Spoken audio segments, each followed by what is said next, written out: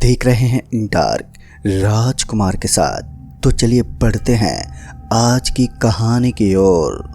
दोस्तों, ये घटना तब की है जब किसी बीमारी के चलते मेरे दादाजी बहुत ही ज़्यादा सीरियस हो गए थे। उन्हीं दिनों मैं मुंबई के एक स्कूल में पढ़ाई भी कर रहा था, पर जिस दिन घर का एक अशुभ कॉल आया तो मुझे तुरंत ही घर के लिए रवाना होना पड़ा। पर मेरी फूटी किस्मत ने मेरा साथ बीच रास्ते में छोड़ दिया था। वो क्या है कि मैं किसी काली शक्ति के चक्कर में फंस गया था जिसमें मेरी जान जाने से बची थी। आखिर दोस्तों, क्या है मेरी पूरी घटना और क्या हुआ था उस रोज मेरे साथ, तो आइए जानते हैं इसे और भी विस्तार से। दोस्तों, उस रोज मैं अपने दादाजी की खराब तबीयत के चलते सुबह के 10 बजे ही स्टेशन पर पहुंच गया था। तो अभी ट्रेन को आने में लगभग 4 घंटे का समय बचा हुआ था, इसलिए मैं स्टेशन पर ही इधर उधर घूमने लगा था। स्कूल की छुट्टी मारकर मैंने थोड़ी सी गलती कर दी थी, क्योंकि आज मैं हाफ डे कर सकता था, लेकिन फिर जब मुझे लगा कि अब मैं इसी स्टेशन पर एंजॉय कर सकता हूँ, तब मैं एक बरगद के पेड़ के नीचे जाकर बैठ गया और वहाँ से जाने वाले मुसाफिरों को देखने लगा। ठीक इसी बीच मैंने अपना फ़ोन निकाला, और जब मैं अपना फ़ोन निकाल कर और कुछ वीडियो वगैरह देखने की कोशिश की तो मैंने पाया कि वहाँ पर तो नेट ही नहीं चल रहा था। एक बार के लिए तो मुझे काफ़ी तगड़ा गुस्सा आया, लेकिन उसके बाद मैंने सोचा कि चलो जो होगा अब देखा जाएगा, और यही सोचकर मैं उस बरगद के पेड़ के नीचे अपनी आंखें बंद करके लेट गया। कुछ देर के बाद ना जाने कब मेरी हल्की फुल्की आंख लग गई। फिर अचानक ही मुझे ऐसा लगा जैसे कोई बहुत ही भारी वस्तु मेरे शरीर के ऊपर आकर गिर गई है और मैं उसे उठा नहीं पा रहा था। हमारे यहाँ ऐसी चीज़ों को दबना कहते हैं जो इंसान नींद के अंदर अपने शरीर पर भारी वजन महसूस करता है, उसके आजू बाजू में किसी काली शक्ति होने का दावा किया जाता है। आज से पहले मुझे इस चीज़ के ऊपर विश्वास तो नहीं था, लेकिन जब आज मैंने पहली बार इस तरह की हरकत को महसूस किया तो सच में मेरा पूरा शरीर पसीने से भीग गया था और साथ ही मुझे उल्टी करने का मन करने लगा। हालात कुछ इस कदर बिगड़ गए थे कि मुझसे खड़ा भी नहीं हुआ जा रहा था, और फिर मैं मन ही मन भगवान को याद करने लगा, मगर उससे कोई फ़ायदा नहीं हुआ। कुछ देर के बाद मैं अपने आप ही नॉर्मल हो गया। फिर जब मैं उठा तो मैंने देखा कि मेरा पूरा शरीर अकड़ा हुआ था और ऐसा लग रहा था जैसे कि किसी ने मेरे शरीर पर बहुत ही ज़्यादा भारी वजन रख दिया हो, जिसकी वजह से मैं काफ़ी ज़्यादा थक गया हूँ। फिर मैं पानी पीने के लिए इधर उधर देखने लगा। वहाँ से थोड़ी दूर आगे एक वाटर कूलर लगा हुआ था जिसके अंदर ठंडा पानी आता था, इसलिए मैं उसी की तरफ जाने लगा। लेकिन जाते समय मैंने देखा कि जहाँ पर मैं सोया हुआ था वहाँ पर लाल रंग के कपड़े गिरे हुए थे, और ये कपड़े काफ़ी पुराने लग रहे थे। लेकिन जब मैं वहाँ पर लेट रहा था तो उस समय मुझे वहाँ पर तो कुछ भी नज़र नहीं आया था। फिर अचानक से ये कपड़े कहाँ से आ गए। एक बार के लिए तो मैं अपना माथा खुजलाने लगा, क्योंकि मुझे समझ में नहीं आ रहा था कि जिस समय मैं सोया था यहाँ पर पहले कपड़े रखे हुए थे या फिर नहीं। खैर, उसके बाद मैंने इस चीज़ को नज़रअंदाज कर दिया और वहाँ से खड़ा होकर सीधा स्टेशन के ऊपर चला गया। स्टेशन पर जाकर मैंने इधर उधर पानी को ढूंढा तो वहाँ पर मुझे एक वाटर कूलर तो नज़र आया था, लेकिन उसके अंदर पानी नहीं आ रहा था। इसलिए मैं सीधा एक नल के पास गया। पहले तो उसके अंदर गर्म पानी आया, लेकिन फिर जब मैंने अपना चेहरा धोया तो मैंने पाया कि मेरे चेहरे से लाल रंग की कुछ चीज़ उतर रही थी। और आज मेरे साथ काफ़ी अजीब सा हुआ था।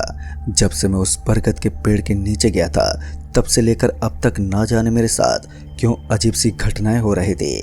फिर मैं वहीं पर लगे हुए एक शीशे के सामने जाकर खड़ा हो गया तो मुझे अपने चेहरे पर कुछ भी नज़र नहीं आया। फिर एक बार मैंने इन सारी चीज़ों को इग्नोर कर दिया और मैं अपना सारा सामान उठाकर स्टेशन पर पड़ी हुई एक बेंच पर आकर बैठ गया। अब ट्रेन आने में महज आधे घंटे का वक्त बच गया था, और ऐसे में मैं एक चिप्स का पैकेट लेकर चिप्स को खाने लगा। अभी मैं चिप्स को खाने में बिजी ही था कि फिर स्टेशन पर एक अनाउंसमेंट हुई, कृपया यात्रीगण ध्यान दें, बिरतपुर जाने वाली ट्रेन बहुत ही जल्दी पधारने वाली है। दरअसल बिरतपुर हमारा ही गांव था जो यहाँ से काफ़ी ज़्यादा दूर था। हमारे गांव में जाने के लिए हमें करीब ट्रेन से 7 से 8 घंटे का सफ़र करना पड़ता था। कभी कभी तो ट्रेन इस सफ़र को 10 घंटे में भी पूरा करती थी। तो ऐसे में मुझे ट्रेन के अंदर भी काफ़ी समय बिताना था। जिसके लिए मैंने पहले ही कोल्ड ड्रिंक के साथ साथ कुछ चिप्स भी खरीद लिए थे और अब वैसे भी दोपहर हो चुकी थी और ऐसी हालत में मुझे ट्रेन के अंदर रात का टाइम भी बिताना पड़ सकता था। इसलिए मैं पहले ही तैयार हो गया था। लेकिन वो कहते हैं ना, जब किस्मत खराब होती है तो ऊंट पर बैठे हुए इंसान को भी कुत्ता काट लेता है। हम जैसे ट्रेन के अंदर सवार हुए तो ट्रेन के अंदर अचानक से कोई खराबी हो गई और इस चीज़ से मुझे बहुत ही बुरा लग रहा था। फिर कुछ देर पहले तो सब कुछ ठीक ठाक था और फिर अचानक से इस तरह ट्रेन का खराब हो जाना मुझे काफ़ी अजीब लग रहा था। जब मैंने नीचे उतरकर इसके बारे में जानने की कोशिश की तब भी मुझे इस बात का पता नहीं चल पाया कि आखिर ट्रेन को बीच मझधार में क्यों छोड़ा गया था। लेकिन फिर मैंने ट्रेन के जल्दी चलने की उम्मीद लगाना शुरू कर दिया, क्योंकि मुझे लग रहा था कि शायद मेरी जल्दबाजी से तो ट्रेन नहीं चलने वाली है, जहां मुझे रात होने से पहले ही घर पहुंचना था। लेकिन पहले तो ट्रेन का लेट आना और उसके बाद अचानक से इस तरह ख़राब हो जाना, इसका मतलब था कि मुझे रात के 2 से 3 बजे ही रेलगाड़ी घर पहुंचा सकती थी। इसलिए मैं फिर से आकर अपनी बोगी के अंदर बैठ गया और वहां पर बैठकर ट्रेन के चलने का इंतज़ार करने लगा। फिर कुछ देर तक इंतज़ार करने के बाद ट्रेन ने एक लंबा हॉर्न दिया और उसके बाद मैं भी समझ गया कि अब यहाँ से ट्रेन रवाना होने वाली है।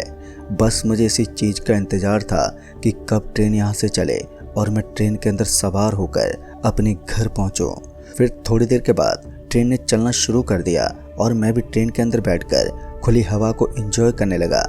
इस वक्त दोपहर के 2:30 बजने को आए थे और 2:30 बजने का मतलब था कि आज तो मुझे काफ़ी रात होने वाली थी।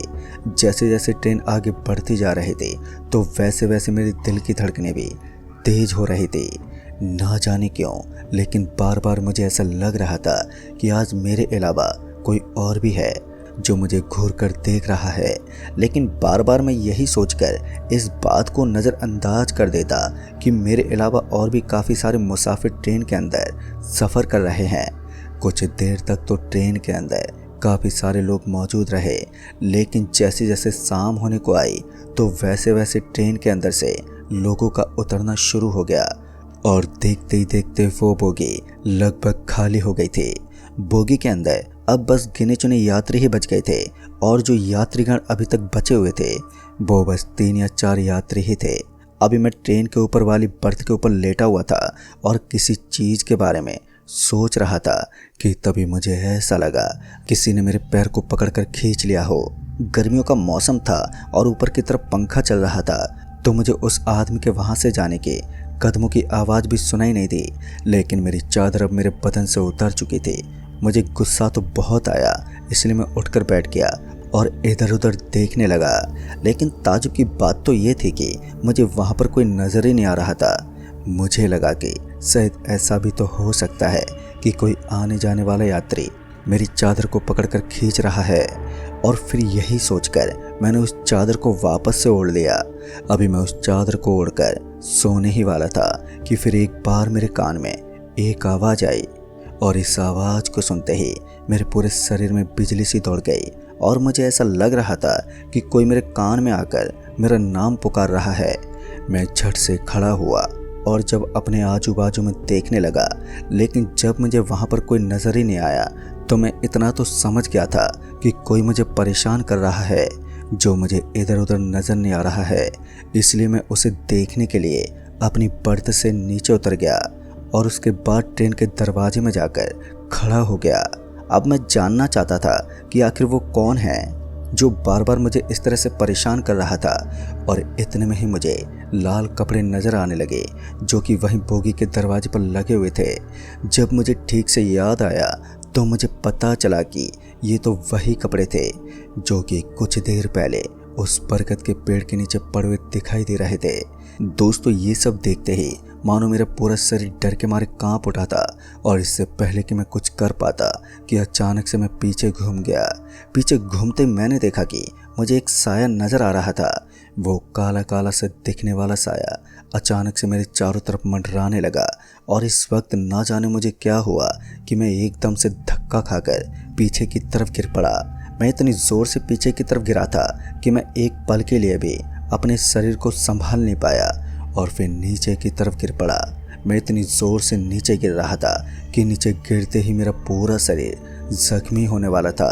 लेकिन तभी मेरी आंखें खुली और मैं ज़ोर से चिल्लाकर एकदम से खड़ा हो गया।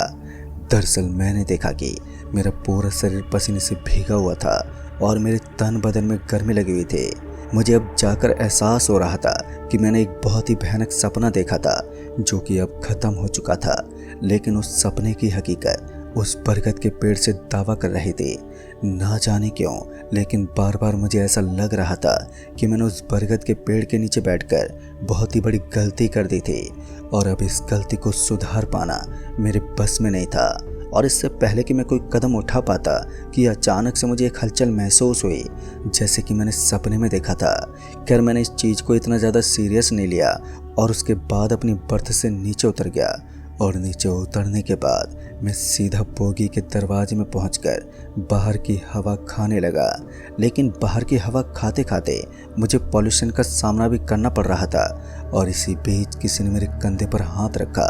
वो हाथ इतना ज़्यादा मजबूत और ठंडा था कि मेरा पूरा बदन ठंड के मारे कांप उठा और मेरे पूरे शरीर में एक कपकपाहट से छूट गई।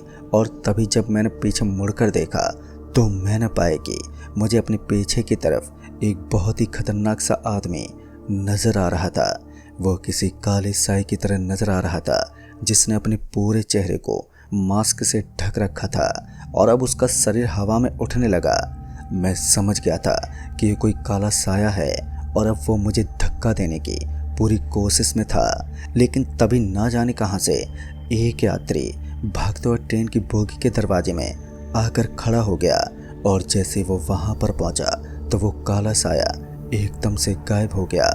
दोस्तों उस आदमी ने मेरा हाथ पकड़ा और मुझे अंदर खींच लिया और मेरी हालत को देखकर वो आदमी समझ गया था कि मेरे साथ कोई अनहोनी हुई है। उसके बाद उसने मुझे अंदर खींच लिया और मुझे अपनी ही सीट पर बैठा लिया। फिर मैंने उस आदमी को पूरी बात बताई जहां से मैं उस स्टेशन से ट्रेन के अंदर बैठा था। मेरी पूरी बातों को सुनने के बाद उस आदमी ने कहा, आज के ज़माने में उस बरगद के पेड़ के नीचे भूत पिशाच होने का दावा किया जाता है। सब लोग कहते हैं कि वहाँ पर कोई ऐसी आत्मा रहती है जो सिर्फ लोगों को तंग करने की कोशिश करते हैं। लोग उसके डर से इतने ज़्यादा सहम उठते हैं कि कोई भी इंसान उस बरगद के पेड़ के करीब जाने की हिम्मत नहीं करता। और तुमसे पहले भी इस तरह की घटनाएं वहाँ पर हो चुकी हैं। दोस्तों उस रात में पूरी तरह से जगा रहा और फिर तब तक मैं घर नहीं पहुँचा जब तक मेरे अंदर उस चीज़ का डर रहा। फिर घर जाकर मैंने घर वालों को पूरी बात बताई, तब उन्होंने मेरे ऊपर झाड़ फूंक करवाया और मैं सही हो गया। पर दोस्तों वो खौफनाक डर आज भी मेरे जहन में बैठा हुआ है। तो दोस्तों इस कहानी में बस इतना ही।